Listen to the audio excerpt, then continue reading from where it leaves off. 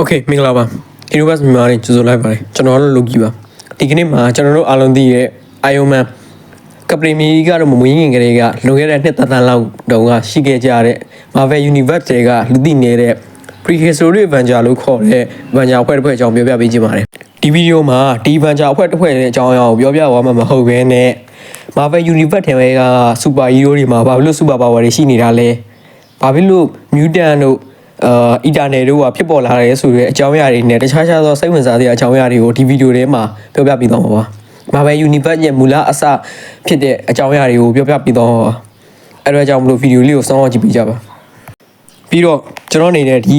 Prehistory Avenger မှာပါတဲ့အဖွဲ့ဝင်တယောက်ချင်းစီရဲ့အကြောင်းအရာကိုမပြောပြတော့ပါဘူး။ဗီဒီယိုသက်လုပ်ပြီးမှဖြစ်တဲ့အကြောင်းမလို့ဒီနေ့မှာတော့ Marvel Universe ရဲ့မူလအစဒီအဖွဲ့ရဲ့အကြောင်းအရာကိုပဲပြောပြပေးပါဒီဘက်မှာဘလူးပါလဲဆိုတာနဲ့ဝင်စကြင်ပါတယ်ဒီဘက်မှာဘလူးပါလဲဆိုရင်ဖြစ်တဲ့ Olimbo Sun အဲ့ဒီမှာမှုမှာပါသွားတဲ့ Phoenix ကိုသိကြမှာပါအဲ့ Phoenix ရဲ့ပိုင်ရှင်Lady Phoenix ခေါ် Fire ဟဲ့ပထမဆုံး Black Panther ပထမဆုံး Ghost Rider နဲ့ပထမဆုံး Moon Knight ဒီနေရာမှာ Khonshu လို့လည်းပြောကြပါတယ်ဒါတော့ comic မှုခွင့်ရပါပြီးတော့Star Band လို့ပါပါတယ် Star Band ဆိုရင်ဒုတိယ Star Band ပါကျွန်တော်အနေနဲ့အဖွဲ့ဝင်တွေအကြောင်းကိုဗီဒီယိုသက်လုပ်ပြီးမှမလို့ဒီလောက်ပဲပြောချင်ပါတယ်ဖြစ်ပေါ်လာတဲ့အကြောင်းရင်းကိုပြောချင်ပါတယ် Phoenix ရဲ့ပိုင်ရှင် Lady Phoenix ခေါ် Fire Hair ကသူ့ရဲ့ Dark Phoenix 4 power ဖြစ်ကန်ကြီးကြောင်းမလို့ချိုးတစ်ခုလုံးကိုကဘာချိုးတစ်ခုလုံးကိုပျက်စီးလူလူပါဖြစ်အောင်လုပ်ခဲ့မိပါတယ်အဲ့အတွက်ကြောင့်မလို့သူကသူ့လူမျိုးဆွမ်းအားရှင်တွေကဘာပေါ်မှာရှိသေးရဲ့ဆိုတာသိရဲ့အတွက်ကြောင့်မလို့ဒါမျိုးမပျက်စီးအောင်သူတို့မျိုးနွယ်တွေလည်းမျိုးမတုံးအောင်ဆိုတဲ့အရည်ရွယ်ချက်နဲ့ဒီဖွဲ့ကိုဖွဲ့စည်းခဲ့ပါတယ်ပြီးတော့သူတို့ကကြောက်ခက်လူသားတွေအဲ့ခေတ်တုန်းကညံမရီမမီရဲ့အတွက်ကြောင့်မို့သူတို့ကိုသူတို့မကာကွယ်နိုင်ပါဘူးအဲ့အတွက်ကြောင့်မလို့ဒီဖွဲ့ကိုစတင်ဖွဲ့စည်းခဲ့တာပါပြီးတော့အရှိမ Phoenix ရဲ့အကြောင်းအရာတွေနဲ့Lady Phoenixရဲ့အကြောင်းအရာတွေရှိပါသေးတယ်ဒါပေမဲ့သူ့အကြောင်းဗီဒီယိုသက်လုပ်ပြီးမှမလို့လောက်ပဲပြောတာပါအောက်ဆုံးအနေနဲ့ဆက်လက်စီရဲဆိုတဲ့အရာကိုပြောချင်ပါတယ်ဘာဖြစ်လို့ပြောမှလဲဆိုတော့ဒီဗီဒီယိုနဲ့ပတ်သက်တဲ့အတွက်ကြောင့်မလို့ဆက်လက်စီရဲဆိုတဲ့အကြောင်းအရာကိုပြောပါမယ်ဆက်လက်စီရဲဆိုတာကcosmic identity တွေပေါ့သူတို့တွေကိုနတ်ဖျားလူလူတွေကပြောကြပေမဲ့တကယ်တမ်းကနတ်ဖျားတွေမဟုတ်ပါဘူးဒါပေမဲ့သူတို့ကိုစကြဝဠာနတ်ဖျား space god လို့လည်းခေါ်ကြပါတယ်သူတို့ကဖန်တီးခြင်းတွေ creator တွေလို့ပြောလို့ရပါတယ်ပြီးတော့သူတို့ကို cosmic garden လာလို့ခေါ်ကြပါတယ်စကြဝဠာရဲ့ဥယျာဉ်မှုတွေပေါ့သူတို့ကိုကျွန်တော်အနေနဲ့နတ်ဖျားတွေမဟုတ်ဘူးလို့ပြောခဲ့ပေမဲ့သူတို့တွေကနတ်ဖျားတွေထက်ကိုတာလွန်ပြီးတော့မှသိစအောင်ခြင်းနဲ့ရှင်သန်ခြင်းကိုတော့ဖလှယ်နိုင်တဲ့လူတွေပါတည်သူတော်အသက်ပြည့်ရှင်စေတယ်လို့ရှင်တဲ့သူတော်သိစေနိုင်တယ်လက်တစ်ချက်တည်းနဲ့ဂျိုးတော်ဖြည့်ဆည်းနိုင်တဲ့အထီကိုတတ်ပါပါတယ်ပြီးတော့သူတို့ကလောက immortal တွေပါ immortal ဆိုတာကမသိမျိုးပေါ့အဲ့တော့သူတို့ကလောကမသိနိုင်ပါဘူးဒါပေမဲ့တော်လဗန်တန်တာမှာပါသွားတဲ့ကိုရဲ့ offlet နှစ်ခုစောလိုဟာမျိုးတွေနဲ့သူတို့ကိုတတ်လို့ရပါတယ်အဲ့ဒါကြောင့်မလို့သူတို့ကလုံးလုံးကြီးမသိမျိုးတော့မဟုတ်ပါဘူးပြီးတော့သူတို့က god like power လို့ခေါ်တဲ့စကြဝဠာကိုအခြေခံထားတဲ့စွမ်းအားတွေကိုလည်းသုံးပြနိုင်ပါတယ်သူတို့ကဂျိုတခုတောင်မှလက်ပြောက်တစ်ချက်တီးရုံနဲ့ဖြည့်ဆည်းနိုင်တဲ့အထီကိုတတ်ပါပါတယ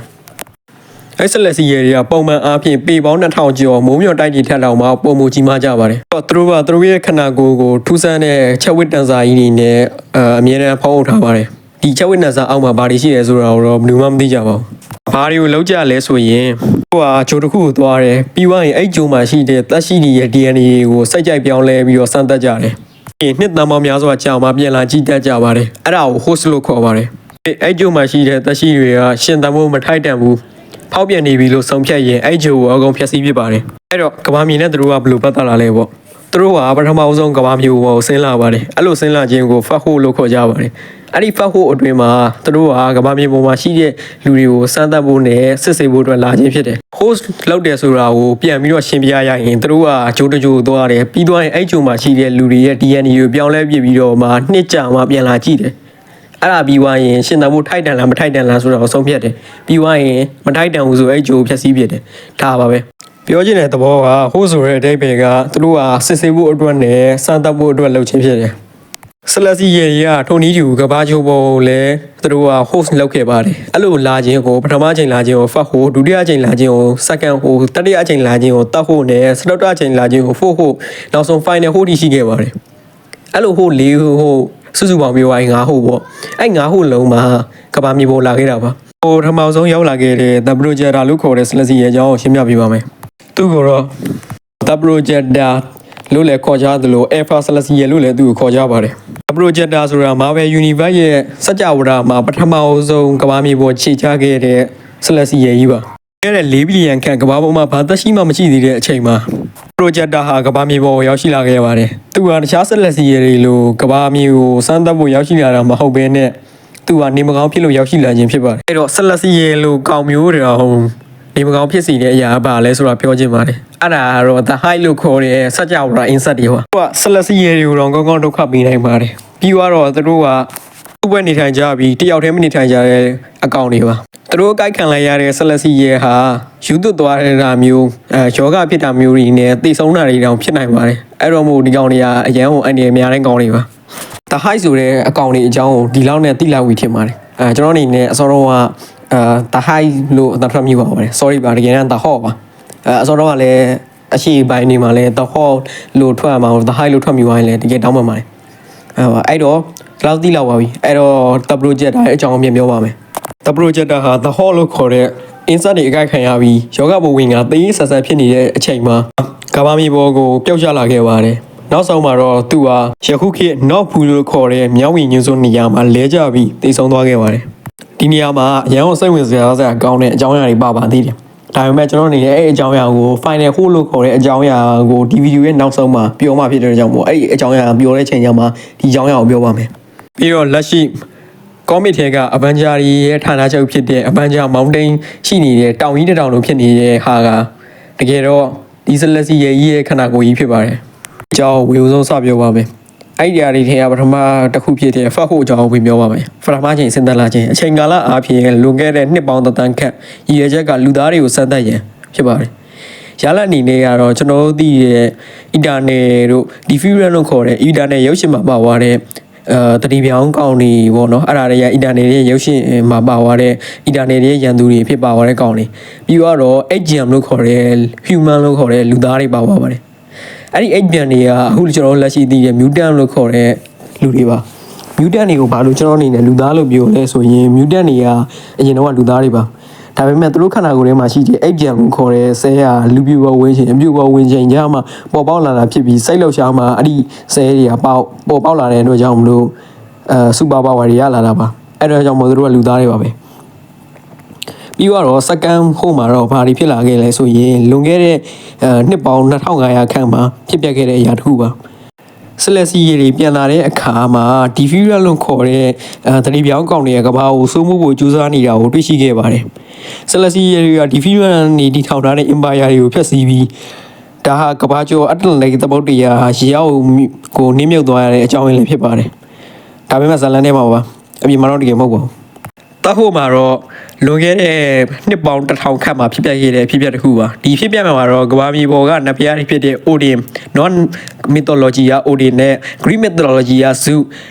Hindu mythology က Shiva တို့ကဆက်လက်စီရဲတွေကိုစွတ်ဖတ်မှုကိုမကျေနပ်တဲ့အတွက်ကြောင့်မလို့တွားရောက်ရင်ဆိုင်ခဲ့ပါတယ်ဒါပေမဲ့လည်းဆက်လက်စီရဲတွေကအင်မာကြီးမားတဲ့အတွက်ကြောင့်မလို့ကဘာမြေပေါ်ကနတ်ဘုရားတွေဟာသူတို့ရဲ့စမ်းသပ်မှုကိုခွင့်ပြုပေးခဲ့ရပါတယ်သူကတော့ ဖို့ဟိုပါအချိန်ကာလအပြင်လက်ရှိမေဒီကအမှာဖြစ်ခဲ့တဲ့အရာပ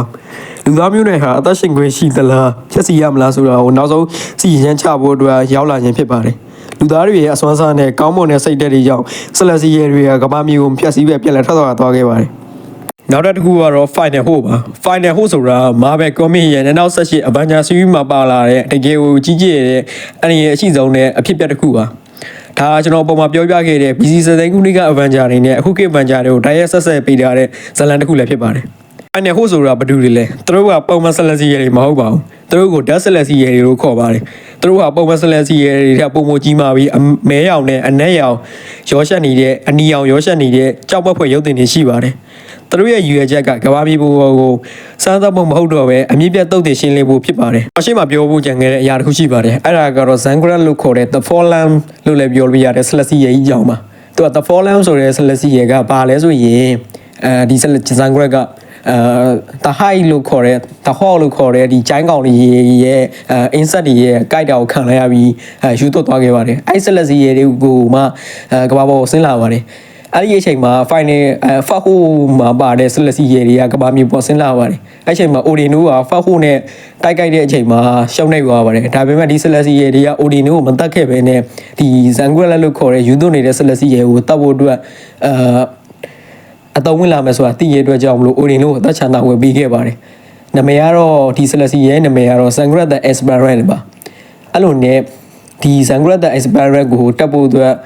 ်အနိုင်ယူဖို့အတွက် Odin တို့တာဝန်ပေးခံခဲ့ရပါတယ်တပရိုဂျက်တာနဲ့ဒီ Sangrat ကမတူပါဘူးတသက်စီပါတယောက်စီပါတပရိုဂျက်တာကဘာပေါ်ပထမဆုံးအစောဆုံးလာခဲ့တဲ့သူဖြစ်ပြီး Sangrat ကကျတော့ Odin တို့ခင်မှာလာခဲ့တဲ့လူပါအဲ့တော့မတူပါဘူးအဲ့တော့အစောဆုံးက final ဟိုအကြောင်းပြန်ဆက်ပါမယ်ဒီဇလန်ဟာမြောက်အမေရိကရဲ့မြေအောက်မှာနှစ်ပေါင်းတက်တန်းကြာမြုပ်နှံခံထားရတဲ့ဇန်ဂရက်ကပြန်လည်လှုပ်ထရကနေစပါတယ်သူကအရင်ကတက်ဖို့မစွမ်းကြီးလာပြီး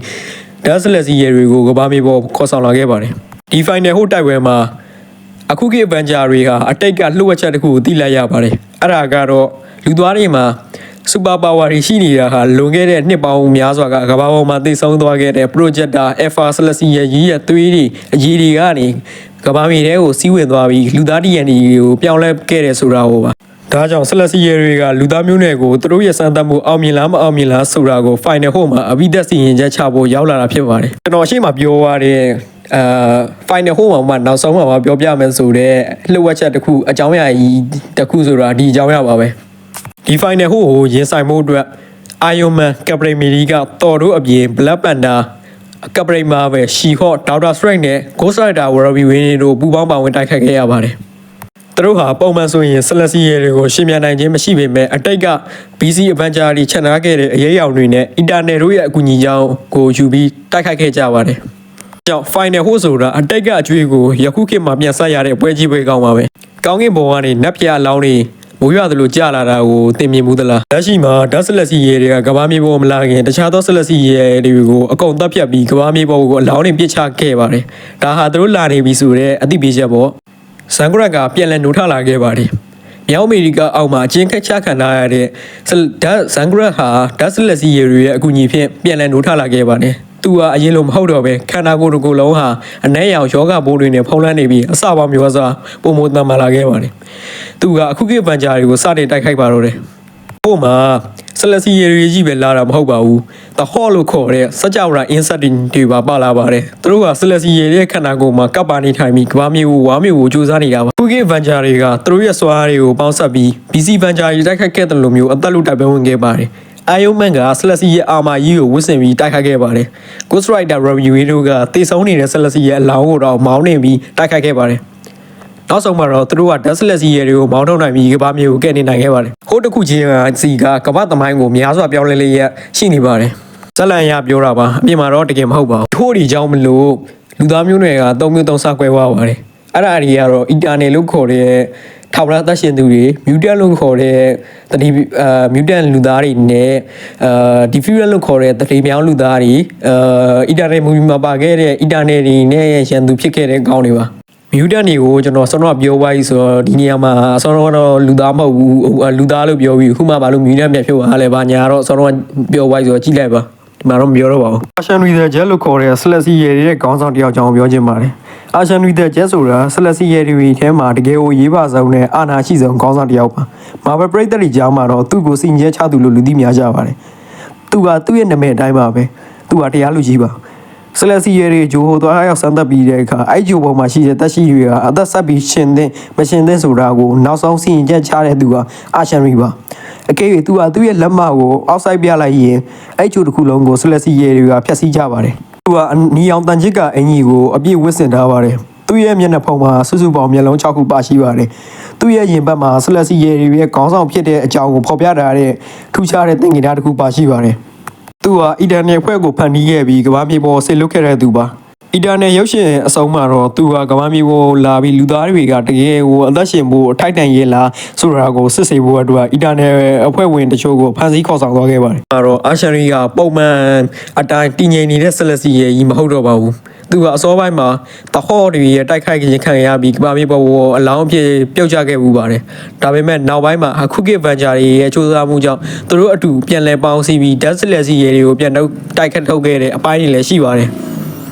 အခုမြင်နေရတဲ့အနီရောင်နတ်ဖျားကြီးကတော့ Ashen လို့ခေါ်တဲ့ Celestia တွေရဲ့ခေါင်းဆောင်ပါသူ့ရဲ့လက်မတစ်ချက်အချက်ပေးမှုကြောင့်ဂျိုရီရဲ့ကကြမ္မာကိုအဆုံးဖြတ်ပေးနိုင်ပါတယ်သူကလူသားတွေကိုအသက်ရှင်ခွင့်ပေးမလားဒါမှမဟုတ်ဖျက်ဆီးမလားဆိုတာကတော့ Marvel Universe ရဲ့ဟိုရင်ကုန်စရာကောင်းတဲ့အပိုင်းပါပဲ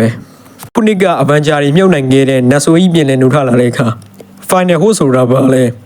လူသားတွေမှာဘာလို့ super power တွေရှိနေတာလဲ Marvel Universe ရဲ့အကြီးမားဆုံးလိုအပ်ချက်ကြီးကိုဒီဗီဒီယိုမှာဖော်ပြပေးလိုက်ပါတယ်ကျွန်တော်အနေနဲ့အခုမှဗီဒီယိုစလုပ်တဲ့လူတစ်ယောက်ဖြစ်တဲ့အတွက်ကြောင့်မလို့အမားတွေပါဝါခဲ့ရင်တောင်းပန်ထားခြင်းပါတယ်ပြီးတော့ကျွန်တော်အနေနဲ့အတန်နေတန်ထားတွေနဲ့အတန်ကိုပြန်ပြီးတော့ဆက်ပြီးတော့ဗီဒီယိုလောက်ရတာဖြစ်တဲ့အတွက်ကြောင့်အမားတွေပါဝိုင်းတကယ်တောင်းပန်ပါတယ်ပြီးတော့ကျွန်တော်အနေနဲ့ဒီ channel မှာ DC Marvel Animate Content တွေနဲ့ One Piece Naruto Animate Content တွေကိုတင်ပေးသွားမှာမလို့ channel လေးကို subscribe လုပ်ဖို့မမေ့ပါနဲ့ပြီးတော့ကျွန်တော်အနေနဲ့ပေါ့စဝါသနာပါတဲ့လူတွေတို့လူပကြီးဆေးပကြီးခဲပကြီးနဲ့မှင်ချစ်ပကြီးတို့ကိုတင်ပေးသွားမှာမလို့ channel လေးကို subscribe လုပ်ပေးပါဆရာကြီးတော့မဟုတ်ပေမဲ့ကျွန်တော်သိတဲ့လောက်ကျွန်တော်တတ်တဲ့လောက်လေးတွေကို knowledge sharing ပြန်လုပ်ပေးပါမှာပါအဲ့လေးလည်းလုပ်ဖို့မမေ့ခဲ့ကြပါမနဲ့ကျွန်တော်တော့ Loki ပါဒီနေ့ဗီဒီယိုကတော့လောက်ပါပဲ